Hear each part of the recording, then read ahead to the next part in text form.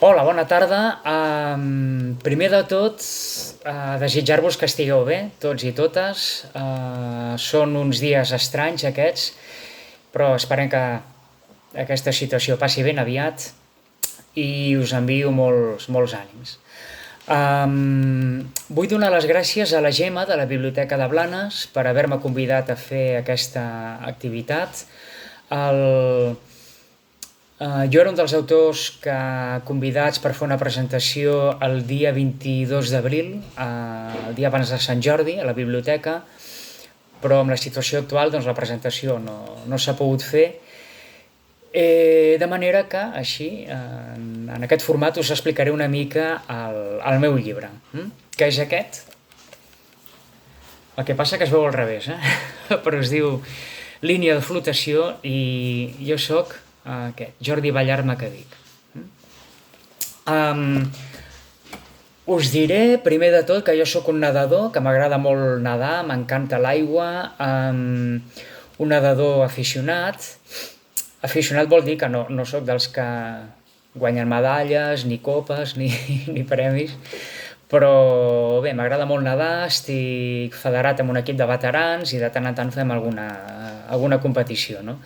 Però sobretot el que m'agrada és nedar al mar, no? La piscina no m'agrada gaire, no? Diguem, m'agrada molt més doncs, trobar-me a l'aire lliure i nedar al mar no a un nivell tampoc competitiu o esportiu, sinó simplement trobar-me a l'aigua, no? Trobar-me en un medi natural. I aquest llibre doncs, és un recull de viatges que jo he fet a diversos mars de l'estat espanyol, d'Europa, surt Suècia, Anglaterra, Escòcia, les Illes Hèbrides, les Balears, la Costa Brava, Blanes també surt, hi ha un episodi que parlo de Blanes, i la idea era que aquest fos un llibre de viatges explicant les meves vivències, les meves sensacions nedant a diversos mars. El que passa que aquest llibre de viatges, com que l'he escrit en un ordre cronològic des que jo era petit fins ara, fins a la vida actual, doncs s'ha anat impregnant bastant de la meva vida personal, no? D'etapes de la meva vida, i per tant és un llibre que trobareu viatges al mar, no? Viatges exteriors i un viatge interior molt personal i molt important per mi. Us llegiré la introducció que explica, penso, bastant bé el contingut i els objectius del llibre. Diu, la veritat és que no sé ben bé com definir aquest llibre. Ho he intentat unes quantes vegades i no me'n surto. Crec que serà més fàcil començar explicant què no és aquesta obra. S'hi descriuen nombrosos paisatges marins, però no amb suficients detalls logístics per constituir una ruta de platges rigorosa. Les explicacions sobre els beneficis psicològics de nedar al mar són massa circumstancials per parlar d'un tractat de teràpia o d'autoajuda. El llibre és massa personal per ser una guia geogràfica i massa contingut per ser una autobiografia íntima.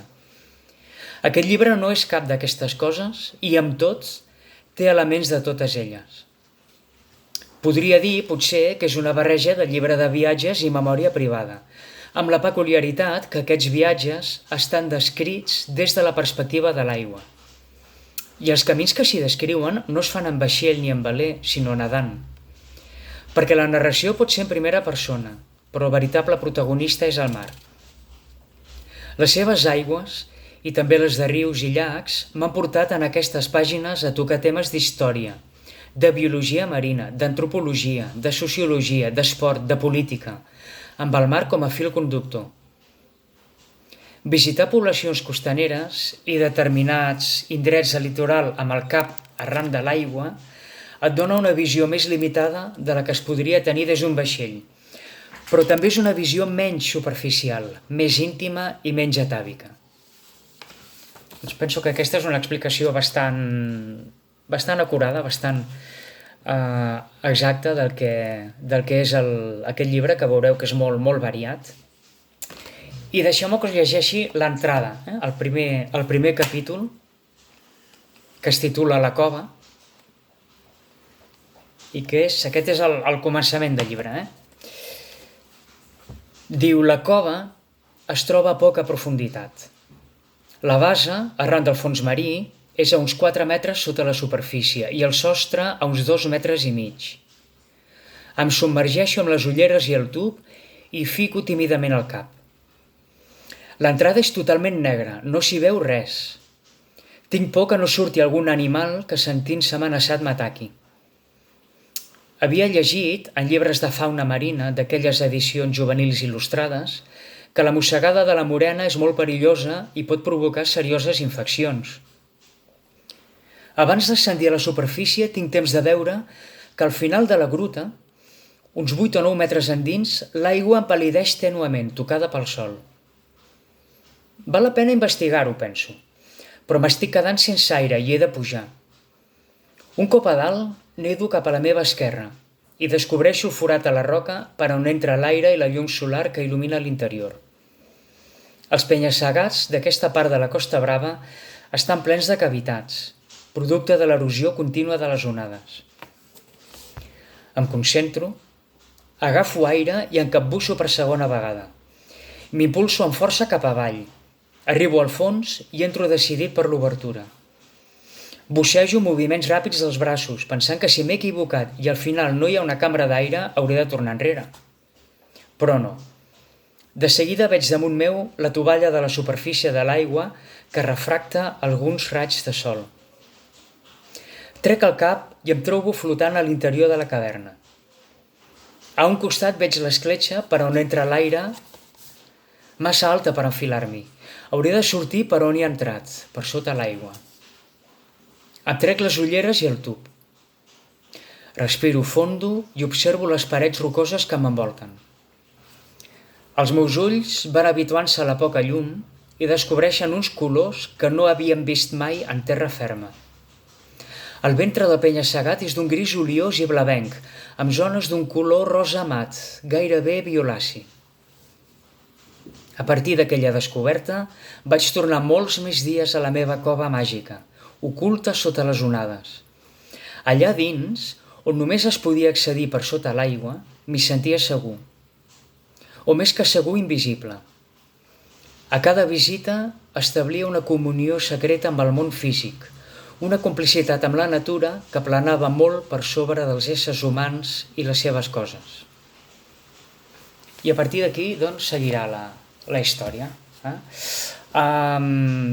Per tant, en el llibre, que ja veureu que és molt variat, parlo dels beneficis físics de nedar al mar, no? de la talassoteràpia, que avui dia és una disciplina mèdica reconeguda, els beneficis dels banys de mar, els beneficis que té l'aigua salada doncs, a la pell, per la respiració, per la musculatura, pels ossos, els beneficis del sol, de la vitamina D, però també parlaré com que he parlat del tema personal, i aquí a la cova ja s'entreveu una mica que hi haurà una bona part del llibre en què parlaré d'aquest viatge interior, no? Doncs parlaré també dels beneficis psicològics de la natació al mar. No? Jo vaig tenir una època difícil, anímicament, no? Com tothom, no? La vida té alts i baixos, no? I aquí en el llibre parlo de com la natació al mar em va ajudar moltíssim, no? O sigui, quan algú té una depressió, per exemple, doncs sempre se li recomana, una de les coses que recomanen és l'esport, no? Fer una activitat física, perquè això genera endorfines, això és bo allibera una sèrie de cèl·lules que proporcionen un benestar, etc. No? Però a més hi ha uns beneficis psicològics de l'exercici físic, sobretot en contacte amb la natura.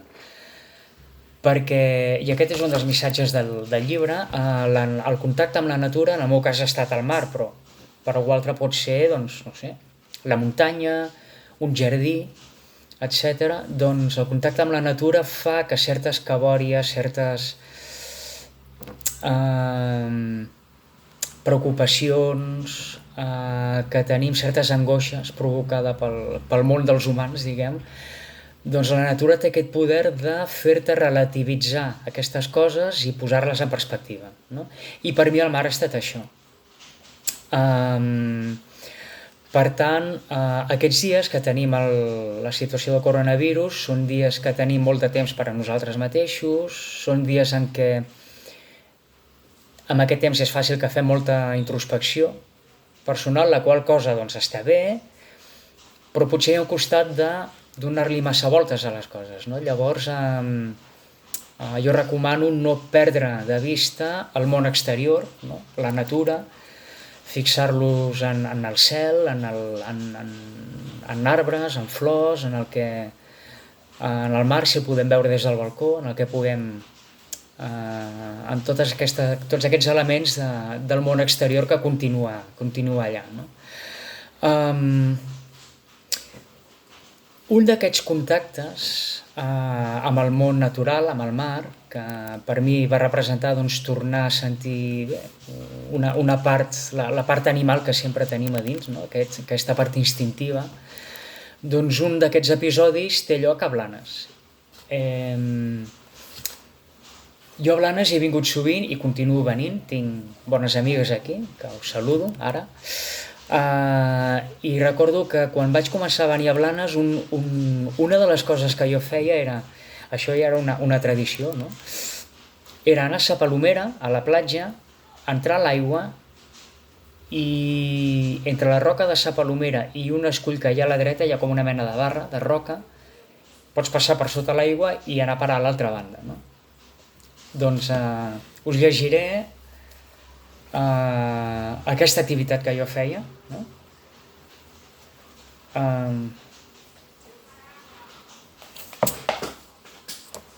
Diu: la formació rocosa davant Sa Palomera presenta un arc sota la superfície a través del qual es pot passar a l'altra banda.